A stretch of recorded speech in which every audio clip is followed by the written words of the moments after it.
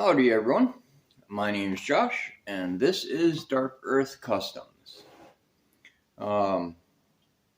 It's a Friday evening, Friday night. It appears that this will probably be the last of the warm periods. This is what I would probably consider the Indian summer that we're going to get this weekend, which is going to be temperatures in the 60s. Before we fall permanently down into the 30s and 40s starting next weekend. As such, I am just trying to hammer out as much as I can possibly get done, as quick as I can get done. Now, as you have probably noticed, I'm not loading videos every day. Could I? Probably. If I load videos every day, I'm going to run out of videos quick. So I am spacing my videos out. So by the time you see this, it will actually probably be the end of October when we're already in our cold period. But one of the things that is an absolute priority is having an axle shaft in my truck that's not going to break. So now that means tonight we are going to dive right into taking the front wheels off the truck and pulling the axle shafts and replacing the U-joints. So without further ado, I'm going to go grab my truck and pull it in here and we are going to get started. Alrighty everyone, so here we are back at the front end again. I already have the tire up on the jack. I'm going to go ahead and get this wheel off. Then I have to take the spacer off. Then we're going to go ahead and get the brake rotor off. Get the brake caliper off. And then we're going to go from there to get the rest of the parts off.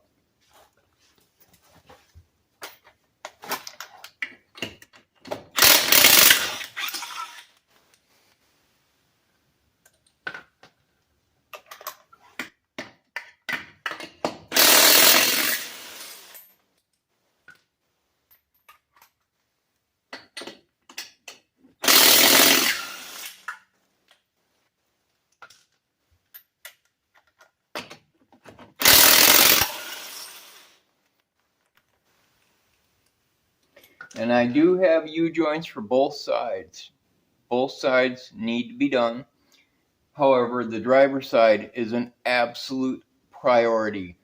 The bearings inside the U-joints are completely gone. They are probably dust. So this particular U-joint should be pretty interesting to open up.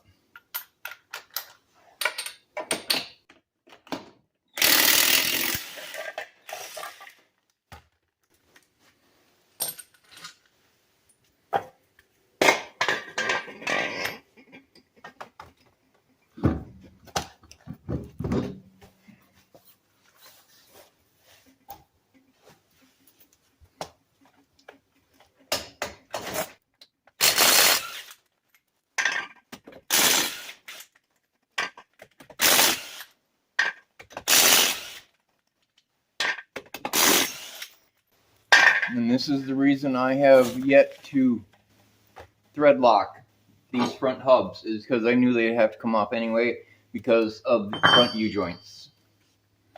Alright, next step is to get the caliper off. Ooh, that thing is rough to say the very least.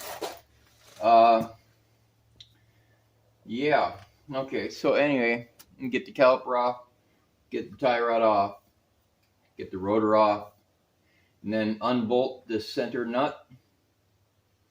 And then once all that is off, technically the whole axle shaft should just come right out. I guess we'll see. This is the rust belt after all. Now if I remember right, The caliper is a 10 millimeter hex head, and the spindle itself is a 12 millimeter.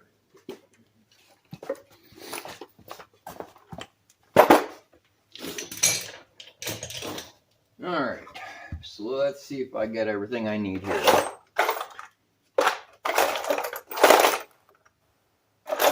I should probably organize my bits better than just throwing them in a drawer, but don't usually use them that often.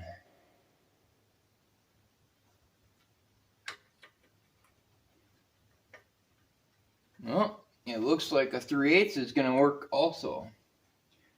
So, I guess that must be similar to the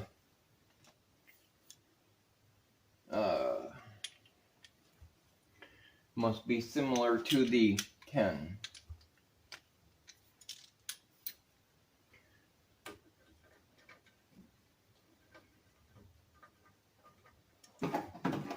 Ooh. Oh, there goes my light right on top of my melon.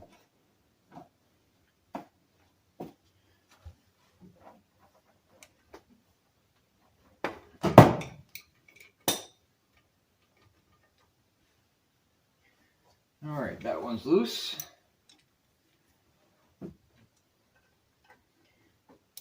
And then we're going to get in here to this top one, hopefully. That's the problem with living up here in the north. Boy, the rust just takes over everything. Surprisingly though, I mean, you can see it's rusty, but it's not horrible. And the underside of this truck is relatively clean. Now, I know East Coast rust, like New England, New York, Massachusetts, and all the rest of those states up there, use copious amounts of salt during the winter. We still use salt, but they also spray the roads down with some weird supposed snow melting chemical, I guess, before it even snows. So I've seen worse. That's for sure. And they're not usually from this state. So I don't know what's going on in New England compared to here. But Midwest salt deterioration isn't near as bad as East Coast. Just getting these caliper slides out. Suppose I should have something to hook this caliper on, because you don't ever take a caliper off and let it hang. Oh, almost dry as a bone. That definitely needs to be cleaned and greased. Oof. You don't ever let a caliper hang by its hose. That will destroy the hose, and your caliper will no longer function, or at least it won't function right. One of the two.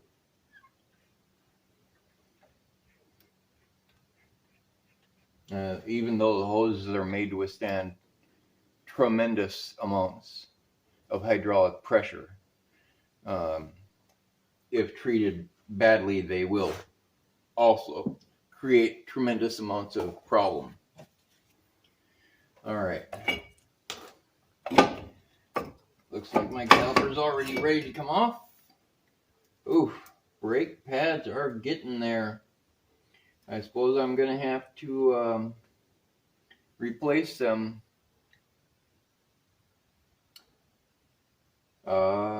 Yeah, I'm probably going to have to replace them soon. So, I don't have anything to hang my caliper from just yet. So, I'm just going to set it right there, and I will get something to hang it from.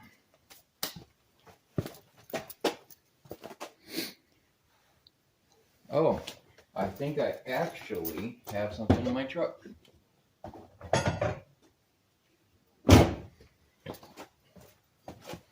Now, this is similar to what mechanics use, but in this case it is a lot sturdier. And then all I need to do is just find a good place to hang it. That's not going to work. Let's see here. There. That'll work. Now the rotor comes off. I've never actually had this stuff apart since I bought the truck, surprisingly. This rotor seems to be in decent shape. Looks like it's worn a little bit further on the outside than the inside. If I can find if these are quality rotors, there should be a stamping on here somewhere that tells you a thickness minimum that your rotors can go to before they should be replaced. But I don't see anything right now, so for now we're just going to set this aside.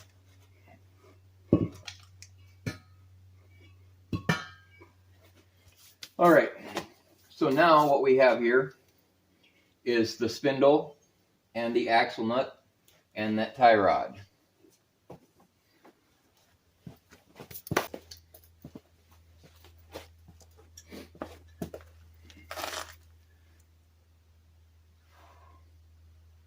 Now I do have an air compressor,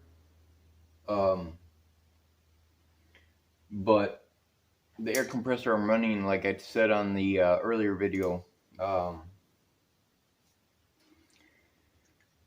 video or two ago, I'm running a small compressor, so I don't have the PSI right now, and I'm hoping I can just use my electric impact to get this stuff apart, because if I need a higher impact, I'm going to need to finish putting my air compressor together.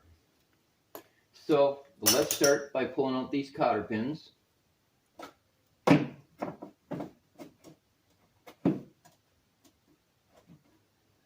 Just really no good place to shine my light from. There we go. All right.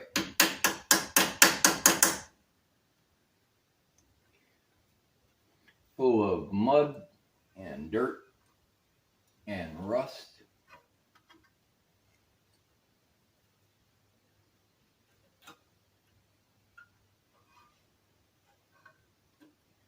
Now, you can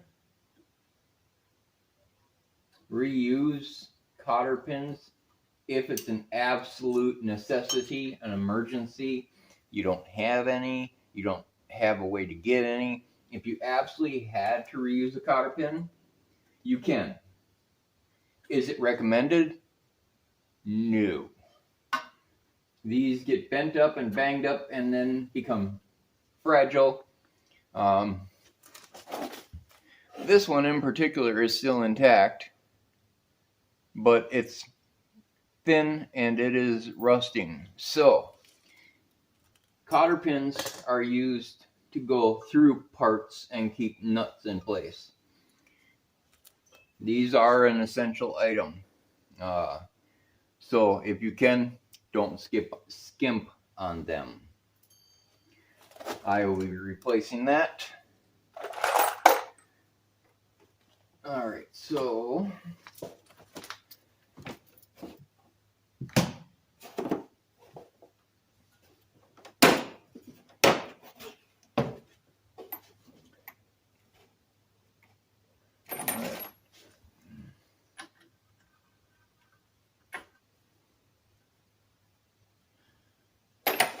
thirteen sixteenths.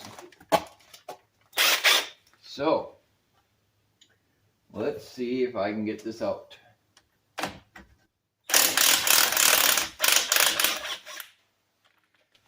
The joys of impacts. I remember doing this stuff by hand.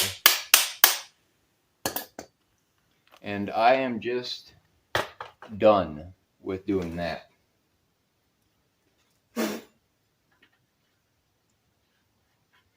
Alright, see, I'm threading the castle nut back on just a little bit because I need to try to hammer this joint out.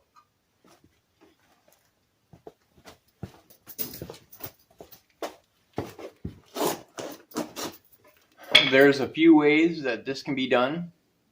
Some are right, some are wrong, and some are questionable. It depends mainly on, are you reusing the part that you're trying to hammer out? And for now, yes, I'm reusing this tie rod. It is in bad shape, but it's an easy fix to get out. So I don't want to use a ball joint spreader because I don't want to hurt this rubber boot. So then it becomes, you either hammer on the side of here and hope that the ball joint drops. Northern rust usually wins with this kind of stuff. Other than that, it would be trying to tap down on the castle nut. And there is a trick if you have to do that. And if we get to that point, I will show you. For now, I'm just going to try to hammer on the side of this to shock this ball joint out.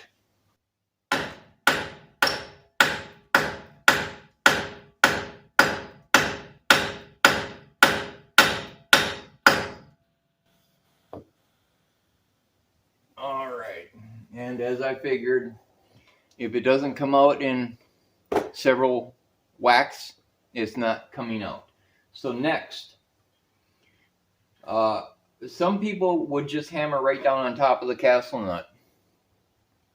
Problem with that is, if you look closely at a castle nut, there's a reason it's called a castle nut. It's because of these little spikes that go all the way around. And I try to show you the inside. I don't know if you guys can see the inside of the castle nut, but the threads do go all the way to the top. So if you were to hammer on top of here, you have a much greater chance at destroying this castle nut than on this side. So my little trick is to turn the castle nut upside down. That way you're going to get the most stable hit that you can, and also make sure that your castle nut is not going to be all the way down. Otherwise, you're going to start mushrooming out this shaft here when it gets close to the nut. So this usually works.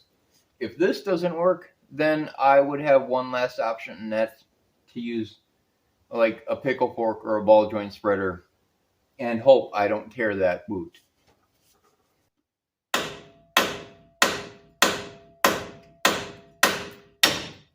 There. And now I just back the nut off.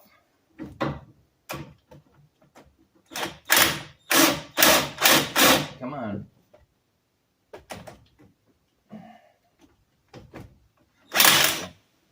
All right. We'll let that drop down.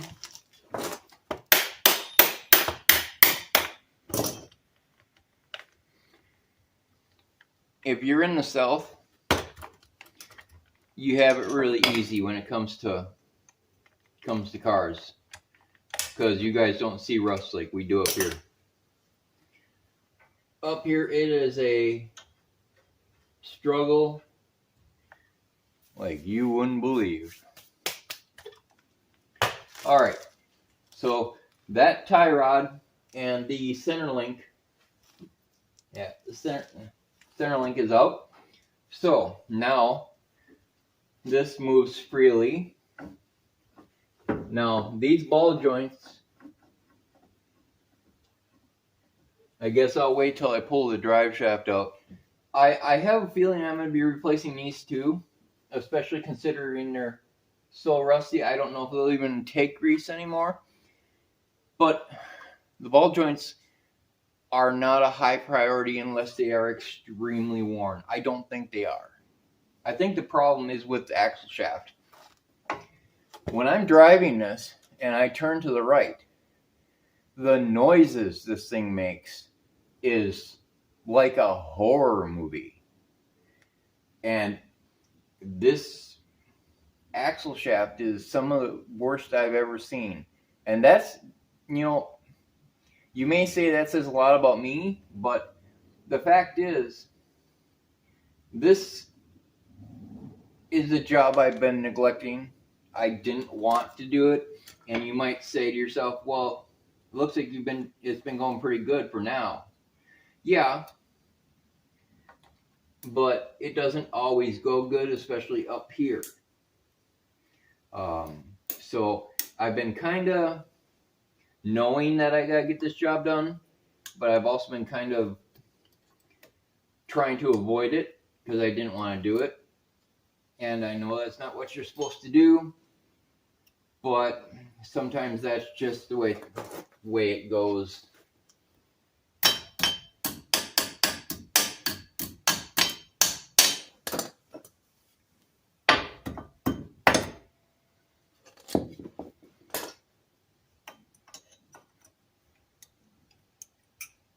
And this is probably going to be one of those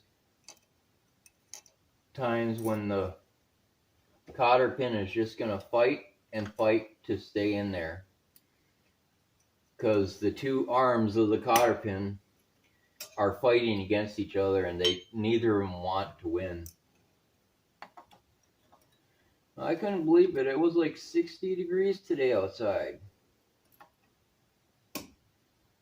And knowing that it's going to be 30 degrees in a week is just not fair. I probably should have sprayed this nut down, but with the wheel cap on, it was kind of hard to get to, so I couldn't soak it ahead of time.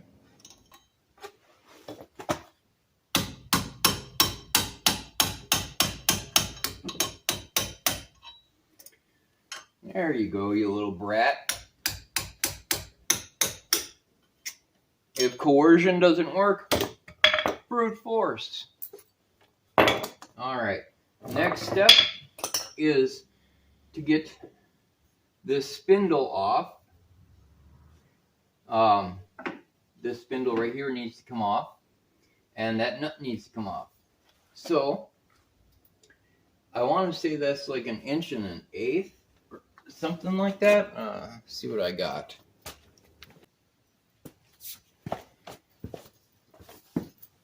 Okay.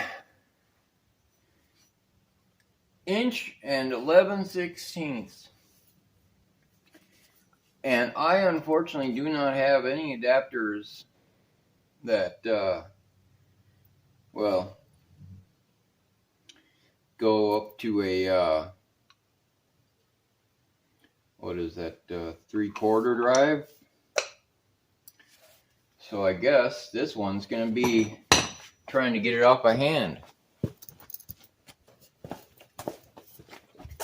So we're going to start. No, I'm not a fan of WD-40, but I haven't gotten into town to get anything else yet. I usually use PB Blaster. I have found that to be the best lubricant for doing things with. Oh, that's not good. Yeah, I forgot about that. Sometimes you can use something to wedge in here with.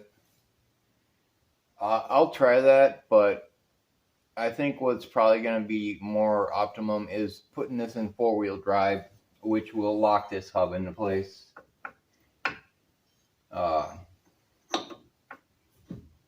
Yeah, I'm not sure I like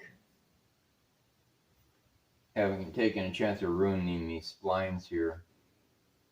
Of course, I could ruin the splines on the shaft too. Either way, I guess. It's a gamble.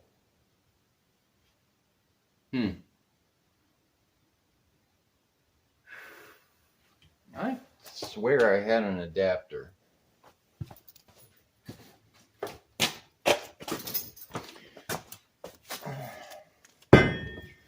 That's right. I broke that adapter last year, and I haven't had a need to replace it yet.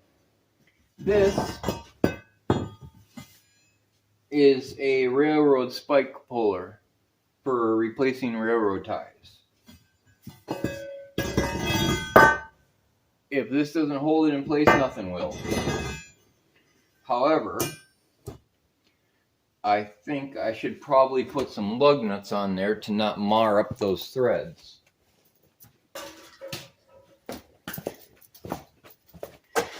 Take these junky lug nuts that I had on here, and I'll just thread them on. That way the pry bar has something to rest against and not ruin the threads.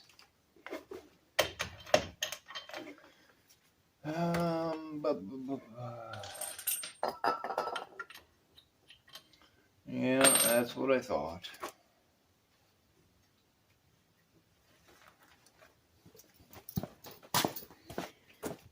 I'm not going to sit and waste time hand threading these things down.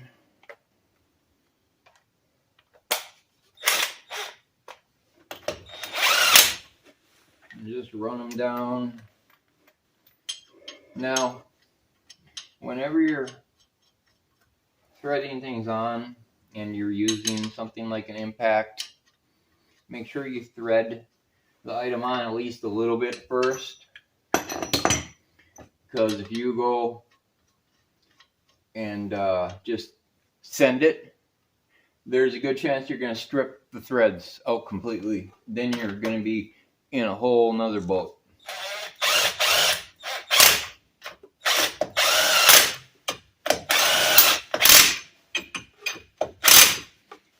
Now you're going to be replacing threads or studs or whatever you're doing with. Alright, so now if I can come up with a good game plan for holding this thing.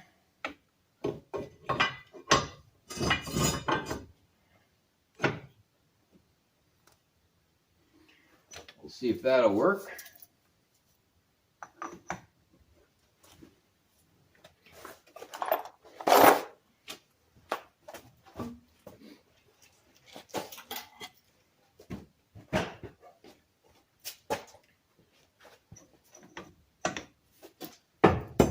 Oh, wow.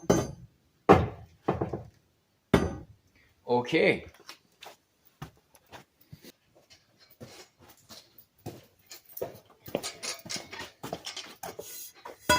All right, guys. So when you don't have the right tools, it's time to get creative. Let's see if this works. So I'm going to put all this stuff here together somehow and see if I got enough leverage then. Leverage. This is what leverage means. If you have enough leverage, you can move the earth.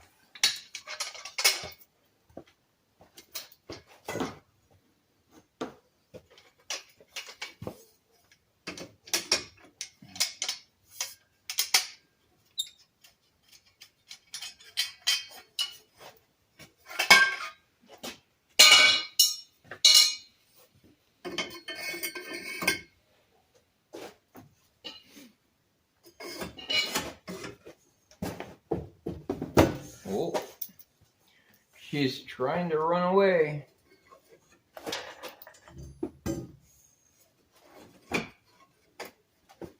Gotta figure out how to keep that stable.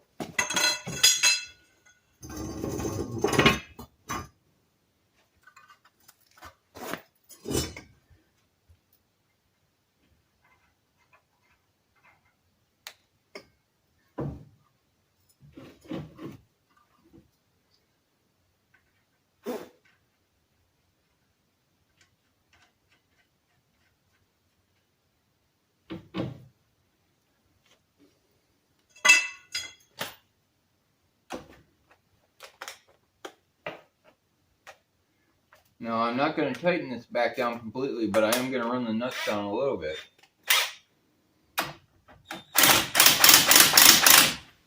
There. Alright, so the steering's back engaged.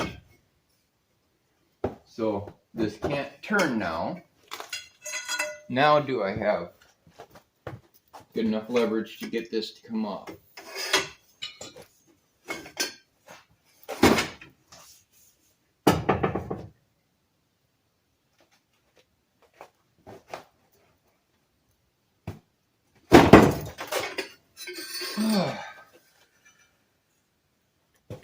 Well, this is interesting. All right. So,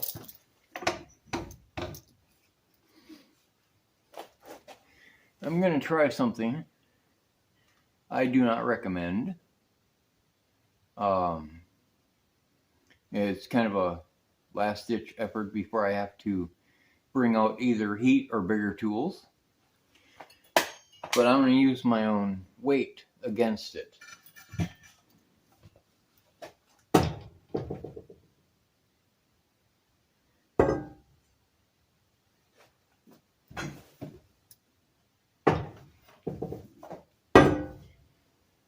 Maybe I'll open the hood.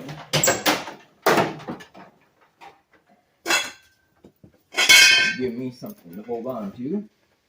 Now, let's hope this isn't Christine and she slams the hood on my fingers.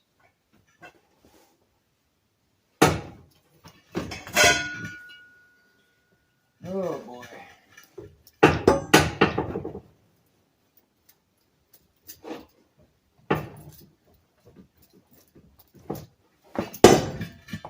Well, that's not a... This is kind of why I was avoiding this job, was that nut.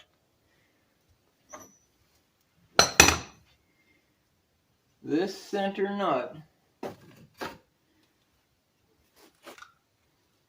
is so rusty that she doesn't want to come off.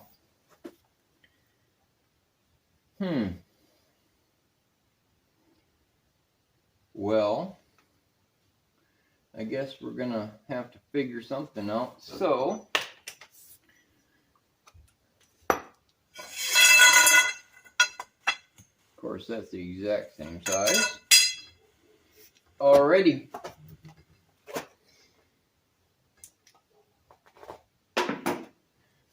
I'll be back.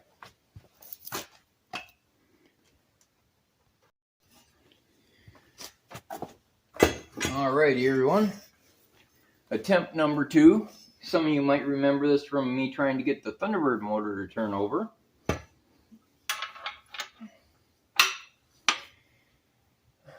If this isn't long enough, I'm not sure what will be. And it might just have to soak overnight.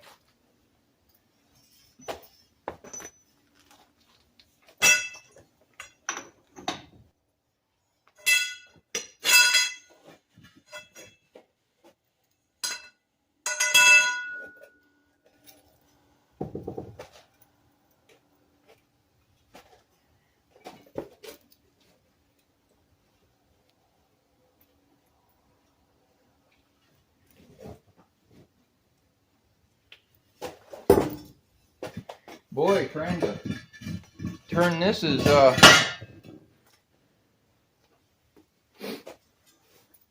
trying to get this to turn is kind of like trying to get the Thunderbird motor to turn. This is not well, this is not good. Whew.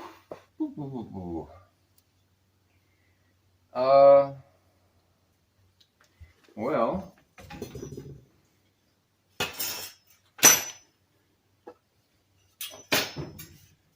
I'm gonna spray it down some.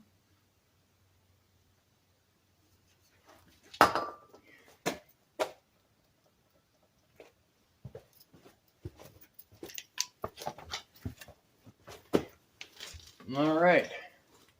Well, there isn't much left for tonight other than trying to torch it.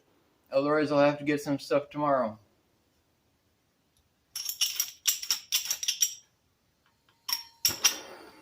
And I'm not sure how much propane I even have left in this one.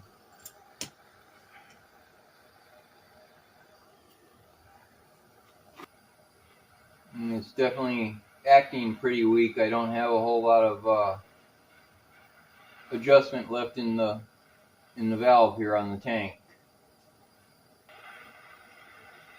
I wish I had an oxyacetylene torch kit. And that's one of the few things I'm actually missing, is something big and hot like that. That would get this nice glowing red, and it would unthread just like butter. I did find, looks like the exhaust leak is on the passenger side of the engine, so it's either passenger side exhaust manifold or the passenger side donut, which is further down. A lot of vehicles don't use those gaskets anymore that went between the exhaust manifold and the header tube. Some still do, some don't. It's just called the donut because it's round and it connects to the other side. So it's either leaking there or it's leaking on the exhaust manifold. I cannot believe that the exhaust manifold gaskets are $35. That is outrageous. You know, ever since our illustrious President Joe Dementia Biden took office, everything, absolutely everything has doubled, if not tripled.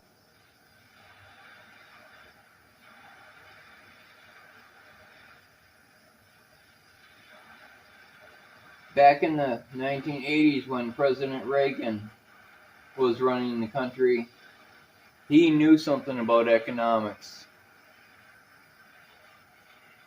And at that point,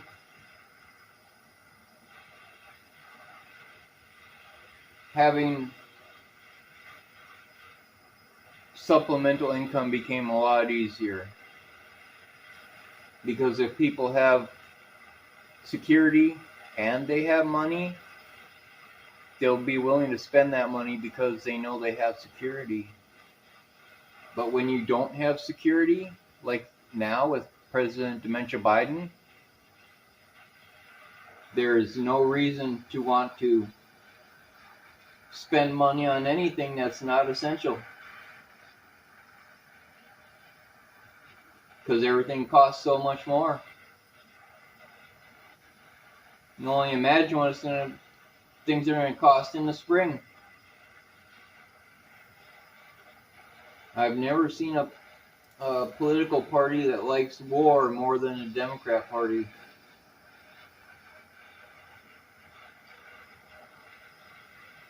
You know, conservatives, they just want everyone to be happy and free. Happy and free to enjoy life the way we want to enjoy it.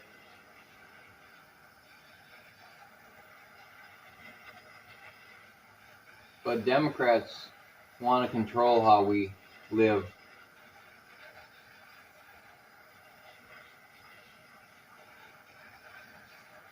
And that is the absolute most basic principles of the two parties. Do you want to be controlled? Do you want to be told what to do and what to think by the Democrats? Or do you want to be free and live happily, whoever you are? Because that's what the conservatives want. As long as your rights don't infringe upon me and my rights don't infringe upon you, we have the rights to do and live however we want. And that's what we offer the other side.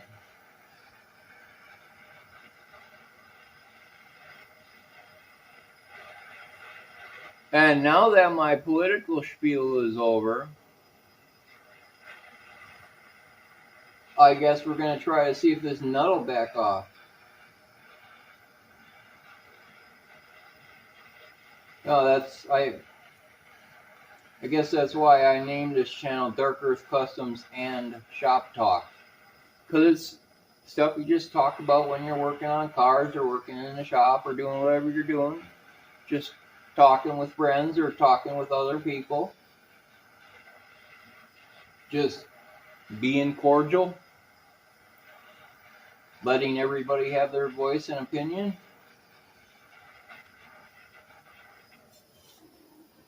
Alright. Well, there is obviously way more propane in there than I thought, but the adjustment was not working good. So, now that that's been sitting heating, do we have enough heat? Or am I going to need to get better stuff tomorrow?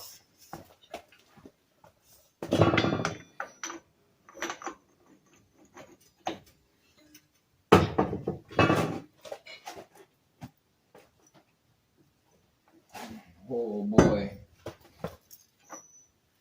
Not looking good.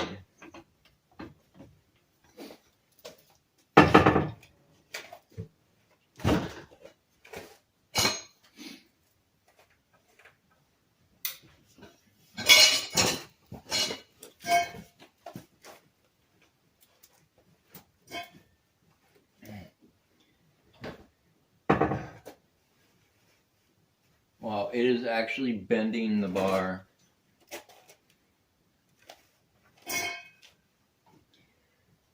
Okay.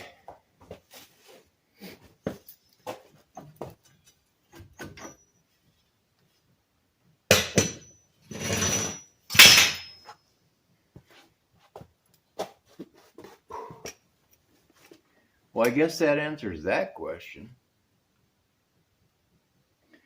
I don't even know. I don't even think my battery impact would work on this. I mean, this has like 300 foot-pounds.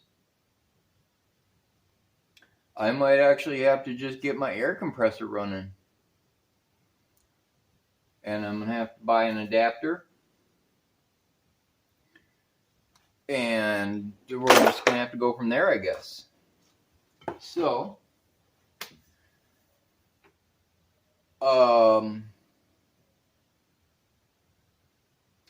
this is to be continued.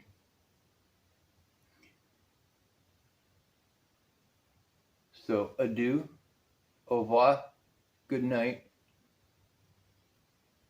and I will see you all tomorrow.